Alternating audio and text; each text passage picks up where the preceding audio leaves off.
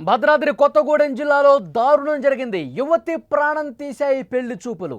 గుడికి వెళదామని నమ్మించి ఓయో రూమ్కి తీసుకెళ్లాడు. శారీరకంగా లోబరుచుకున్నాడు కాబోయే భర్త. వేధింపులు భరించలేక యువతి ఆత్మహత్యకు పాల్పడింది. ఒంటిపై గాయాలతో కుటుంబీకులకు అనుమానం వచ్చింది. యువకుడిపై కేసు నమోదు చేశారు పోలీసులు, దర్యాప్తు చేస్తున్నారు. అసలు రోజు రోజుకి అఘాయిత్యాలు, నేరాలు అనేవి చాలా భయపెడుతున్నాయి. ఎక్కడ చూసినా ఇలాంటివే కనిపిస్తున్నాయి. పెళ్లి పేరుతో జరుగుతున్న వేధింపులు, ఆ తర్వాత చోటు చేసుకుంటున్న విషాదాలు చూస్తుంటే నిజంగా ఈ సమాజంలో ఇలాంటి దరిద్రులు ఇంకా ఉన్నారా అనిపిస్తుంది.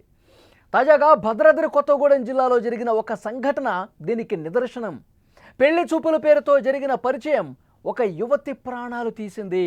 భద్రాద్రి కొత్తగూడెం జిల్లా టేకులపల్లి మండలం వెంకటయ్య తండాకు చెందిన తుల్లిక శ్రీకి లక్ష్మీదేవపల్లి మండలం సీతారాంపురానికి చెందిన బిచ్చాతో 3 నెలల క్రితం పెళ్లి చూపులయ్యాయి. ఇద్దరు ఇష్టపడటంతో వారి కుటుంబాలు కూడా నిశ్చితార్థానికి రెడీ అయ్యారు. నిశ్చితార్థానికి ముందే అంతా విషాదంగా మారింది. గుడికి వెళదామని బిచ్చా కోరడంతో తుల్లిక శ్రీ కుటుంబ సభ్యులు ఏమాత్రం ఆలోచించకుండా అంగీకరించారు. కాబోయే అల్లుడే కదా, ఎలాగో పెళ్ళవుతుంది కదా, ఆ నమ్మకంతో కాబోయే అల్లుడని చెప్పి పంపిస్తే వాళ్ళ నమ్మకాన్ని వమ్ము చేశాడు. ఆ యువతి జీవితాన్ని నాశనం చేశాడు. తుల్లికను గుడికి తీసుకెళ్తానని చెప్పి భద్రాచలం తీసుకెళ్లాడు బిచ్చా. ఆమెను ఒక ఓయో రూమ్కి తీసుకెళ్లాడు. ఇద్దరం ఎలాగో పెళ్లి చేసుకుంటున్నాం, ఇద్దరం ఎలాగో కలిసే బతికేది అని నమ్మించాడు. బలవంతంగా శారీరకంగా లోబరుచుకునే ప్రయత్నం చేశాడు. ఆమె మొదట నిరాకరించింది. ఇది కరెక్ట్ కాదు, మనం ఇలా ప్రైవేటుగా ఉండొద్దు అని చెప్పింది. ఎలాగో ఒక మంత్లో మనం పెళ్లి చేసుకోబోతున్నాం, మనం కలవబోతున్నాం, కలిసి జీవితం కొనసాగబోతోంది, ఇంకెందుకు భయం అని ఒత్తిడి చేశాడు. ఒత్తిడి చేసి శారీరకంగా ఆ ఓయో రూమ్లోనే వాడుకున్న పరిస్థితి. భద్రాచలం నుంచి తిరిగి వచ్చినటువంటి కొద్ది రోజులకే తుల్లిక శ్రీని ఇక అనుమానించడం మొదలుపెట్టాడు. ఆ బిచ్చా అనేవాడు అనుమానించడం మొదలుపెట్టాడు. నేను పిలవగానే నువ్వు భద్రాచలం వచ్చావు, నేను పిలవగానే ఓయో రూమ్కి వచ్చావు, నువ్వు ఇంతకుముందు కూడా ఇలా చేయలేదని గ్యారంటీ ఏంటి? ఇంతకుముందు నువ్వు ఇంకా ఎంతమందితో ఈ విధంగా బయటకు వెళ్ళలేదని గ్యారంటీ ఏంటి? తనే బలవంత పెట్టాడు, తనే గుడికి తీసుకెళ్తానని చెప్పాడు, గుడికి తీసుకెళ్లకుండా ఓయో రూమ్కి తీసుకెళ్ళాడు. ఇప్పుడు పూర్తిగా పని అయిపోయిన తర్వాత శారీరకంగా ఆ పాపని లోబర్చుకున్న తర్వాత తుల్లిక శ్రీని ఇప్పుడు మాట మార్చేశాడు, ప్లేటు ఫిరాయించేశాడు, ముఖం చాటేశాడు. నేను నిన్ను పెళ్లి చేసుకోను, నాకు నువ్వు వద్దు, నువ్వు ఇప్పుడే ఈ విధంగా ఉంటే నువ్వు గతంలో ఏం చేసుంటావు, ఎంతమందితో వెళ్ళుంటావు అంటూ ఈ విధంగా మానసికంగా వేధింపులకు గురి చేశాడు బిచ్చా అనే వెధవ.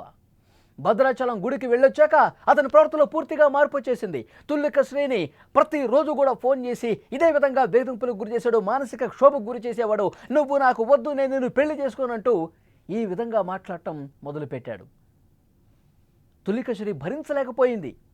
తుల్లిక శ్రీ ఈ మానసిక వేదనను తట్టుకోలేకపోయింది. తీవ్ర మనస్తాపానికి గురైంది. ఈ నెల 13న పురుగుల మందు తాగి ఆత్మహత్యకు ప్రయత్నించింది. వెంటనే ఆమెను ఆసుపత్రికి తరలించిన ఫలితం లేదు.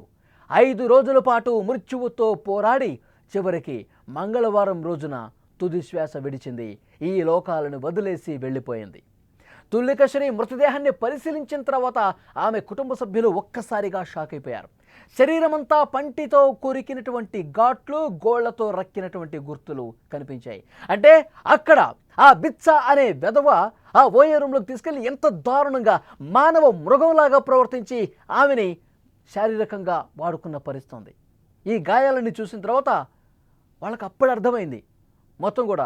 అంటే ఈమె ఎందుకు ఆత్మహత్యకు పాల్పడింది, ఎందుకు పురుగుల మందు తాగి జీవితాన్ని వదిలేసుకోవాలని ఎందుకు వచ్చిందంటే తను పూర్తిగా శరీరాన్ని కాబోయే భర్త కదా అని చెప్పి అతను బలవంత పెడితేనే అర్పించుకున్న తుల్లిక శ్రీ ఇక ముఖం చాటేయడంతో నా జీవితం మొత్తం నాశనం అయిపోయింది, బిచ్చా అనేవాడు నా జీవితాన్ని పూర్తిగా లేకుండా చేశాడని భావించి మనస్తాపానికి గురై ఇక అదే ఆలోచనలో ఉండి నిద్రలేని రాత్రులు గడిపి ఇక నా జీవితం అయిపోయిందంటూ ఆమె ఆత్మహత్యాయత్నం చేసింది.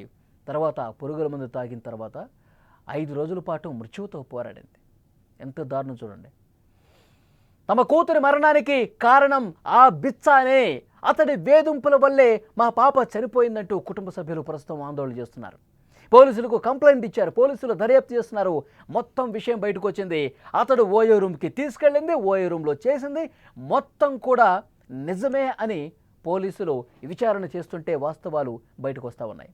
తుల్లిక శ్రీ అంతిమ యాత్ర జరుగుతున్నటువంటి సందర్భంలో కూడా పెద్ద ఎత్తున అక్కడున్న గ్రామస్తులు కూడా ఆందోళన చేస్తున్నటువంటి పరిస్థితి ఉంది.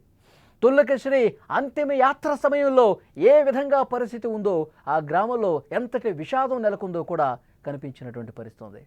నిజంగా ఇలాంటి మానవ మృగాల్ని ఏం చేయాలి? ఇలాంటి వెధవల్ని ఏం చేయాలి? నువ్వంటే నాకు ఇష్టం, నేను నిన్ను పెళ్లి చేసుకుంటున్నాను, మన ఎంగేజ్మెంట్ కూడా అయిపోయింది, ఇక జీవితాంతం మనిద్దరం కలిసి ఉండాలి, ఇప్పుడు కలిస్తే తప్పేంటని చెప్పి కామంతో కళ్ళు మూసుకుపోయి ఒక ప్రైవేట్ లాడ్జ్లోకి ఓయోకి తీసుకెళ్ళి చాలా అమానుషంగా ప్రవర్తించిన పరిస్థితి. ఎందుకంటే ఆమె శరీరం చూసిన తర్వాత, పోస్ట్ మార్టంలో బయటపడ్డ విషయాలు చూసిన తర్వాత ఆ బిచ్చా అనేవాడు ఎంత దారుణంగా ప్రవర్తించాడన్నది కూడా అర్థమవుతుంది. ఇలాంటి మానవ మృగాల్ని, ఇలాంటి కొవ్వు పట్టిన వెధవల్ని ఏం చేయాలి? అంటే తన పని అయిపోయింది కాబట్టి ఇక పెళ్లి నుంచి తప్పించుకుందాం అనుకున్నాడు. ఎస్, ఓయో రూమ్లో కలిసి నీకు అయిపోయింది, తన చాప్టర్ క్లోజ్, ఇంకా వేరే వాళ్ళతో మనం వ్యవహారం నడిపించాలి, ఈ అమ్మాయిని వదిలించుకోవాలి, ఇంకొకరిని చూసుకోవాలి. ఇదే కదా వాడి ఆలోచన ధోరణి, ఇదే కదా వాడి మానసిక స్థితి. సో డెఫినెట్గా అతని మీద చాలా కఠినంగా వ్యవహరించాల్సిన అవసరం ఉంది. బిచ్చాని జైల్లో పెట్టి మేపటం కాదు, అలాంటి వెధవల్ని ఇంకా కఠినంగా శిక్షించాలని చెప్పి ఆ కుటుంబ సభ్యులు ప్రస్తుతం డిమాండ్ చేస్తున్నారు. కన్న కూతురుని వాళ్ళు కోల్పోయి చాలా బాధలో ఉన్నారు. నిజంగా ఎంగేజ్మెంట్ అయిపోయింది, రేపు పెళ్ళి అవుతుంది, కూతురు బాగుంటుంది లైఫ్ అని చెప్పి వాళ్ళందరూ భావించారు. కానీ ఇలా అర్ధాంతరంగా వదిలేసి వెళ్ళిపోయి కడుపు కోత మిగులుస్తుంది చెప్పి ఎవరు భావించలా ఆ కుటుంబ సభ్యులు. అంటే అక్కడ పెళ్లి చూపులు అయిపోయాయి, అప్పుడు పరిచయం ఏర్పడింది, కాబోయే భార్యాభర్తలు వాళ్ళు మాట్లాడుకుంటారు కదా, వాళ్ళు కలిసి అటు గుడికో ఇట్లా సరదాగా వెళ్ళొస్తారు కదా అని చెప్పి అనుకున్నారే తప్పించి ఇంత దారుణం జరిగిపోతుంది, నా కూతుర్ని ఈ విధంగా అన్యాయం చేస్తాడు, మానసికంగా ఇంత క్షోభకు గురి చేస్తాడని చెప్పి తల్లిదండ్రులు భావించాల. కానీ ఇది నిజంగా ఒక హెచ్చరిక లాంటిది తల్లిదండ్రులకు కూడా. ఎందుకంటే పెళ్లి చూపులు అయిపోయాయి కదా అని చెప్పి వాళ్ళని స్వేచ్ఛగా వదిలేస్తే ఇలాంటి దారుణాలే జరుగుతాయి అనటానికి ఒక నిదర్శనంగా నిలిచింది. అందరూ కూడా అలర్ట్గా ఉండాల్సిన అవసరం ఉంది.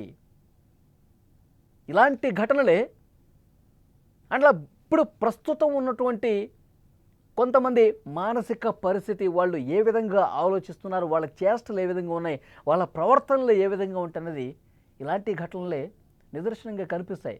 సో డెఫినెట్గా ఆ మానవ మృగాన్ని, ఆ బిచ్చా అనే వాడిని చాలా కఠినంగా శిక్షించాలనుకుంటున్నారు పోలీసులు. దర్యాప్తులో వాస్తవాలన్నీ కూడా ఒక్కొక్కటిగా వెలుగులోకి వస్తున్నాయి. ఈ వీడియో చూస్తున్న వాళ్ళు స్పందించండి. ఆ బిచ్చా అనేవాడు వాడి పట్ల వాడిని నమ్మింది, తుల్లిక శ్రీ వాడిని నమ్మింది కాబట్టే ఓయోకి వెళ్దామంటే కూడా వెంట నడిచింది. కానీ ఆ నమ్మకాన్ని వాడు వమ్ము చేశాడు కదా. ఇలాంటి వాళ్ళను ఉద్దేశించి మీరు ఏం చెప్తారు? ఇలాంటి వాడికి ఎలాంటి శిక్ష వేస్తే కరెక్టు? నమ్మక ద్రోహం చేశాడు కదా ఆ కుటుంబానికి కూడా, ఏం చెప్తారు? తప్పకుండా కామెంట్ రూపంలో తెలియజేయండి.